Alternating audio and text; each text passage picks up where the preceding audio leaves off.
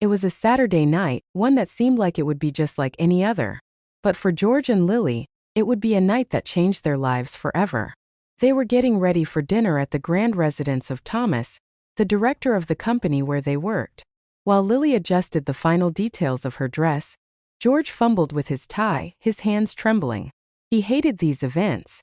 Thomas was a man who commanded respect, but he also inspired fear. His personality was as grandiose as the mansion he lived in, and everyone knew it was unwise to contradict him. When they arrived at the mansion, they were greeted by the soft sound of a piano, played by a musician hired exclusively for the occasion. The atmosphere was sophisticated, with crystal chandeliers hanging from the ceiling and impeccable decor reflecting Thomas's influence. Guests dressed in elegant attire circulated the room with champagne glasses in hand, conversing in hushed tones. George felt a slight discomfort.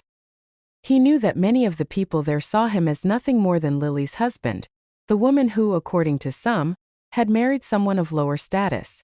It always bothered him, but he'd never let these insinuations affect his relationship, at least, not until that night. Thomas, as usual, was the center of attention.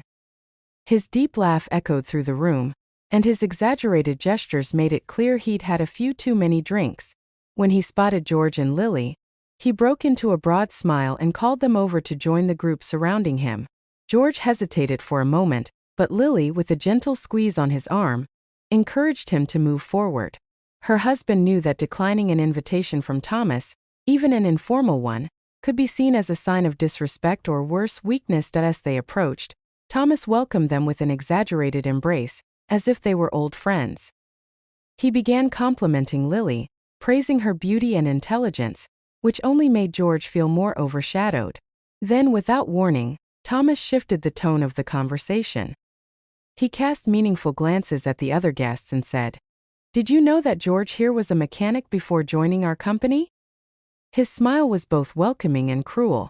"Now that's what I call a meteoric rise. A man from such humble beginnings, marrying a woman as incredible as Lily. It almost sounds like a fairy tale, doesn't it?" The nervous laughter of some colleagues and the surprised expressions of others weighed on George like a burden. Thomas didn't stop there.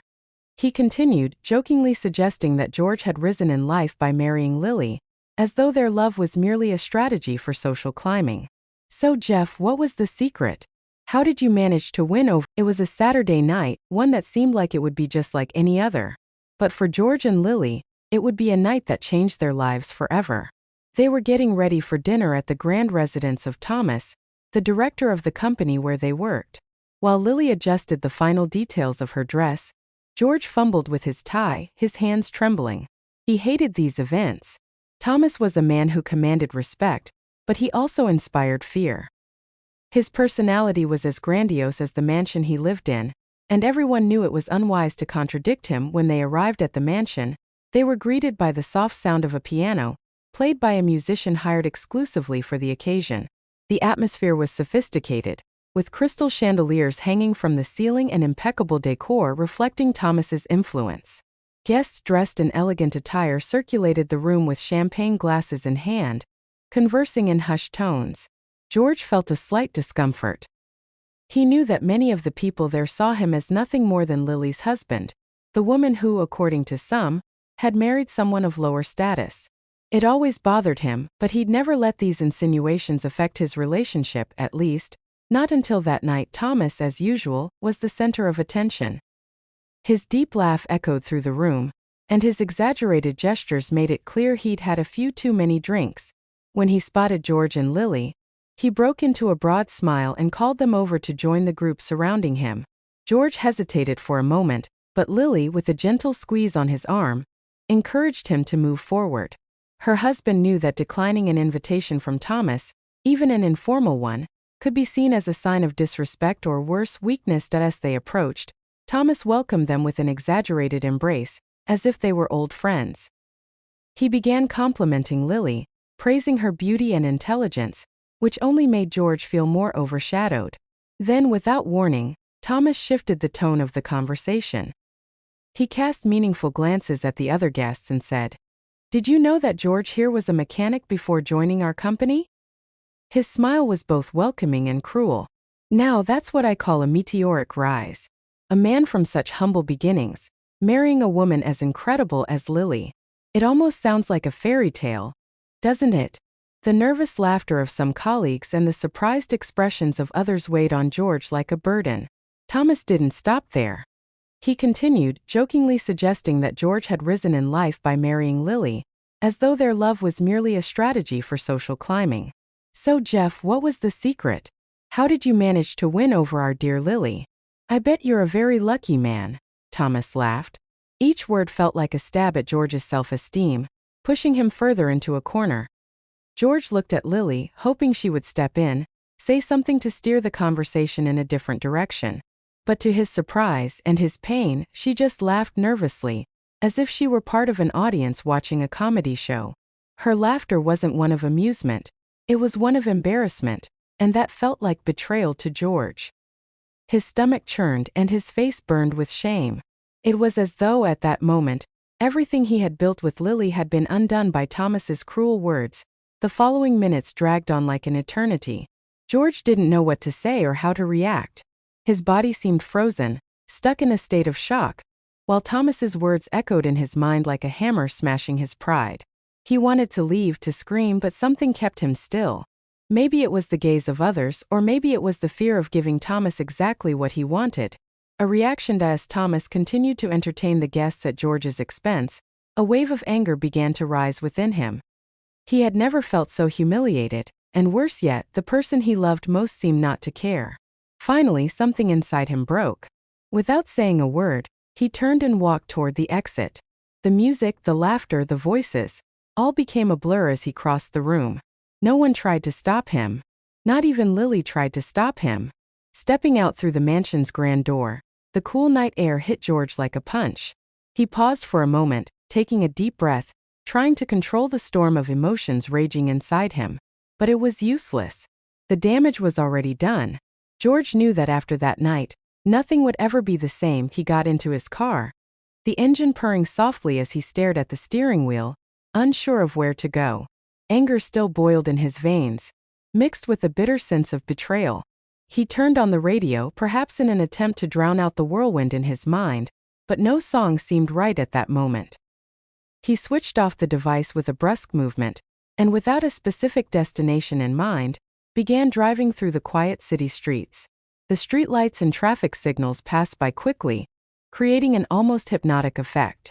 As the initial anger began to transform into a deep sadness, he wondered how things had gotten to this point. When had Lily, the woman he thought knew him better than anyone, become someone who didn't defend him, someone who didn't care about his suffering? He remembered the beginning of their relationship, how she had always been a safe harbor, someone who made him believe their love was stronger than any adversity. But that night, she had laughed at words that hurt him. The weight of this realization hit him hard. Had he been deceiving himself all along? Had Lily never seen him as an equal, but rather as someone she tolerated to show that she was altruistic, that she didn't care about social classes?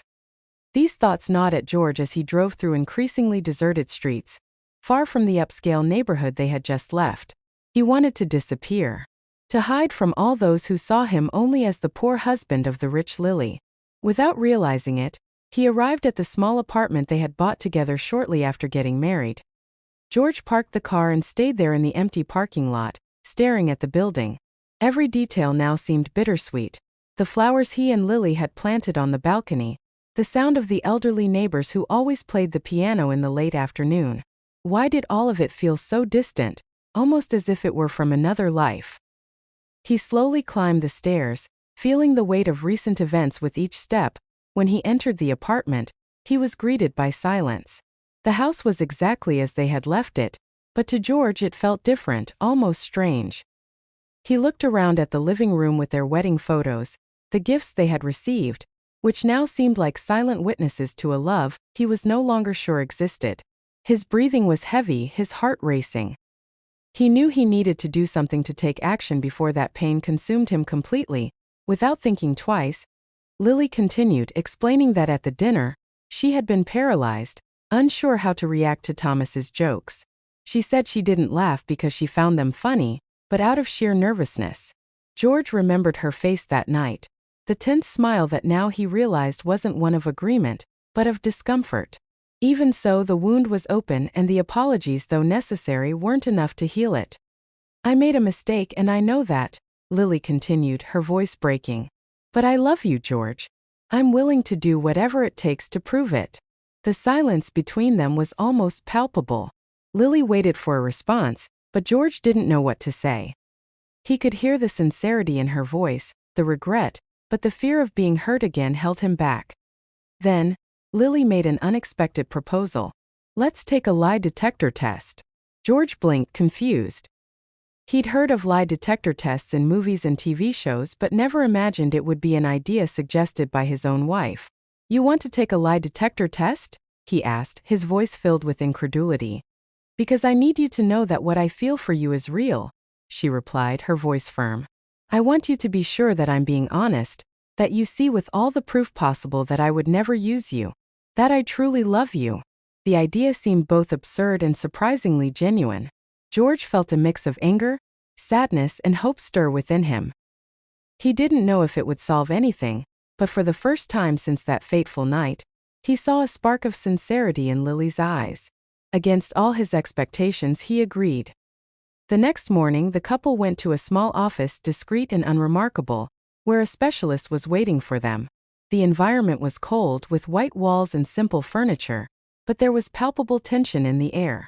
Lily sat in the chair indicated by the technician, her face pale but determined. George, watching the scene, couldn't help but think that he never imagined his marriage would come to this point. The technician began attaching the electrodes to Lily, explaining the process as he worked. George watched in silence, every word feeling like a distant echo. His mind was in turmoil, alternating between the hope of hearing the truth and the fear that perhaps that truth would be too painful. The questions began simply. Full name, date of birth. Then the technician began delving into more personal territory. Do you love your husband? He asked. Yes, Lily replied, her voice firm. Did you marry him out of love? Yes. Did you laugh at Thomas's words because you agreed with him? No, Lily's voice wavered slightly at that last answer, and she looked at George, who felt a pang in his chest. The questions continued, each one testing the limits of Lily's honesty, and each answer was meticulously analyzed by the specialist. In the end, the technician handed the results to George, who opened them with trembling hands. Every word felt heavy, but there it was. Lily hadn't lied. Everything she had said was true. Relief mixed with pain washed over him like a blade. He looked at Lily, who was anxious, waiting for his reaction. And in that moment, something inside him broke. It was the beginning of a long journey, and though he knew that small tests didn't erase the pain he had felt, somehow, it brought a bit of light to such a dark moment. It was as if, finally, he could see a glimmer of hope, a path that, though arduous, might lead them to rebuild what had been destroyed that night.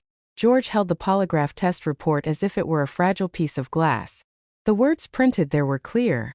Lily had told the truth. Every answer, every confession of love, every denial of Thomas's accusations, all confirmed. Even so, he felt torn. Part of him wanted to believe that it was enough to heal the wound opened on that painful night. But another part, the most wounded part, remained on guard, reluctant to accept that a piece of paper could erase the hurt. George felt Lily sitting across from him, her gaze following his every movement with anxious intensity. Her eyes were swollen, marked by sleepless nights and constant tears. The silence between them seemed almost suffocating, stretching out for what felt like hours. Finally, George broke the silence. And now, Lily, what do we do with this? He held up the polygraph results, almost as if challenging her to offer something that could ease the pain. Lily took a deep breath, as if preparing to jump off a cliff. I know this doesn't solve everything, she said, her voice quivering with emotion, but I'm willing to do more, to show you in every way possible that our marriage wasn't a mistake. Before George could respond, she pulled an envelope from her bag. He eyed it warily, suspicion creeping into his chest, but Lily opened it and pulled out a document, placing it on the table between them. It's a post-nuptial agreement, she said, her voice wavering with the emotion she was trying to hold back. I don't want you to think I'm with you for any reason other than love. With this agreement you'll have everything, George, the house, the money, whatever you need to feel secure. I want you to know that none of this matters to me. Only you. George was speechless, his gaze fixed on the paper. He knew Lily well enough to see that this was a desperate act of someone who was afraid of losing everything. But at the same time it stirred something bitter inside him, a pang of anger that this extreme gesture seemed to confirm that, in some way, she still didn't understand the real issue. It wasn't about money or material possessions. It was about trust, something that had been shattered and couldn't be fixed with promises or documents. "Do you think this is necessary, Lily?" he finally asked, his voice low and tired. "Do you really think a piece of paper will solve what happened?" She lowered her eyes, tears welling up. "I know it won't, George. But I don't know what else to do. I'm willing to try anything to prove that you're the most important person in my life." He closed his eyes, trying to calm the storm inside him. He saw the sincerity in her eyes, the desperation in her voice. And despite everything, he realized that he still loved her. Maybe, just maybe, that love was strong enough to survive. But even so, he wasn't ready to accept the agreement. He took a deep breath and said, in the calmest voice he could muster, "Lily, I don't want your money. I don't want your house. I just want you to be honest with me. Always." She nodded, holding back tears. "I promise, George. I will be. I just want us to overcome this together." With that small but significant step, they decided to put the agreement away, at least for now. It was a symbolic gesture, an unspoken agreement that they were both willing to try. That night was the first in a long time they spent together, talking and trying to reconnect, though cautiously, as if walking on thin ice. In the days that followed, Lily suggested they go to couples therapy. George was hesitant, but eventually he agreed. If going to a specialist to analyze her feelings had been a huge step, then perhaps, he thought, facing their difficulties together with the help of a therapist was the next logical one. The sessions began painfully. Each meeting was like opening a wound that hadn't healed.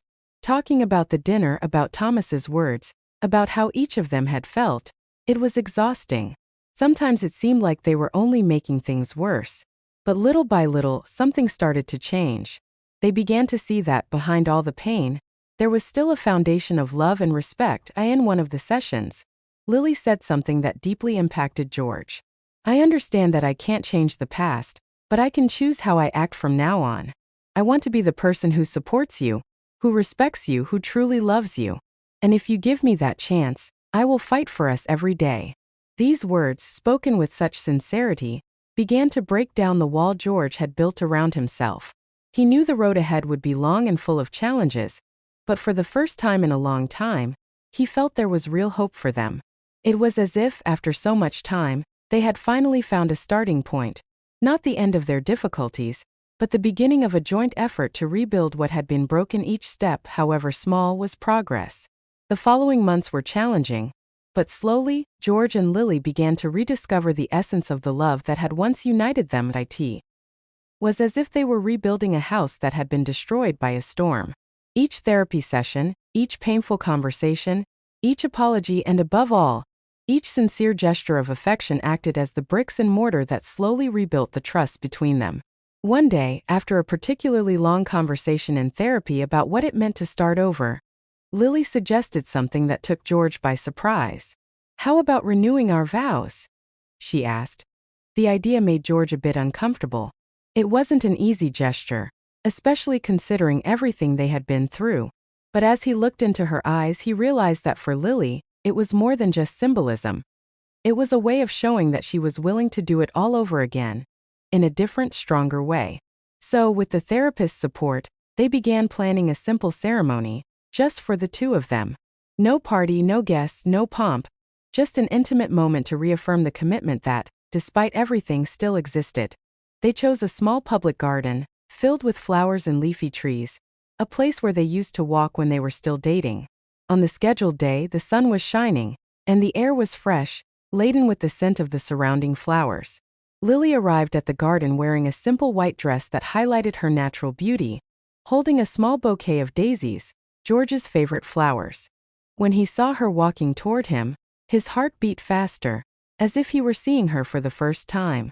They stopped under a tall tree whose branches formed a canopy overhead. The distant sound of children's laughter and the rustling of leaves in the wind created a peaceful atmosphere. Lily looked at George, her eyes shining with a mix of emotion and determination. "George," she began, her voice soft but full of meaning. "Today I want to promise you again that I will love you with all my strength, that I will be the person who supports you, who respects you, and who chooses you every day. I know I've made mistakes, but I'm here to learn, grow, and be the wife you deserve." George swallowed hard, feeling a lump in his throat. He knew it was his turn to speak, but for a moment, he was at a loss for words. How could he put into words everything he felt? The pain, the forgiveness, the hope. Finally, he found his voice. "Lily," he said, holding her hands. "This journey has been difficult, but today, looking at you, I know I'm exactly where I'm meant to be. I forgive you for everything, and I promise I'll try every day to trust and love as before. I want us to know that no matter how hard things get, we can always find our way back to each other." Lily smiled, her eyes brimming with tears. They exchanged new rings, simpler than the old ones but carrying much greater weight. When they kissed, it was as if all the weight of the past months had disappeared, even if only for that moment. The garden, which had once witnessed so many carefree walks, now became the stage for a new phase in their lives. And there, in the simplicity of nature and renewed promises, they felt that perhaps they could really rebuild something stronger and more genuine than before. A few weeks later, their lives began to take a different turn. George, who had until then maintained a reserved stance at work, was surprised by unexpected news. Thomas, the director who had caused so much pain, was being investigated by the company for allegations of inappropriate behavior. The news spread quickly through the corridors, generating murmurs and worried looks among employees. The truth was that Thomas's behavior, once considered merely exuberant, had crossed the line many times, and now he was facing the consequences. It was a bitter irony for George. He had never wished harm upon Thomas, but seeing the man responsible for so much humiliation finally being held accountable brought a sense of justice. Thomas was removed from his position, and a new director would be chosen. To the surprise of many, George's name was among those nominated for the role. His years of dedicated work, unwavering ethics, and perhaps even the fact that he had been seen as a victim of Thomas all contributed to him being considered for the position. When the news of his promotion was confirmed, George had a moment of reflection. That position, which he had never sought, now presented itself as an opportunity, not just to prove his worth to others, but more importantly, to himself. When he told Lily, she hugged him tightly, tears of pride and joy in her eyes. "I knew you deserved this," she said, smiling. "You are the best leader this company could have." George hugged her back, feeling a wave of gratitude, not just for the opportunity at work, but for the second chance in his personal life. He knew there would still be challenges, both in their marriage and in his new position, but for the first time in a long time, he felt truly hopeful.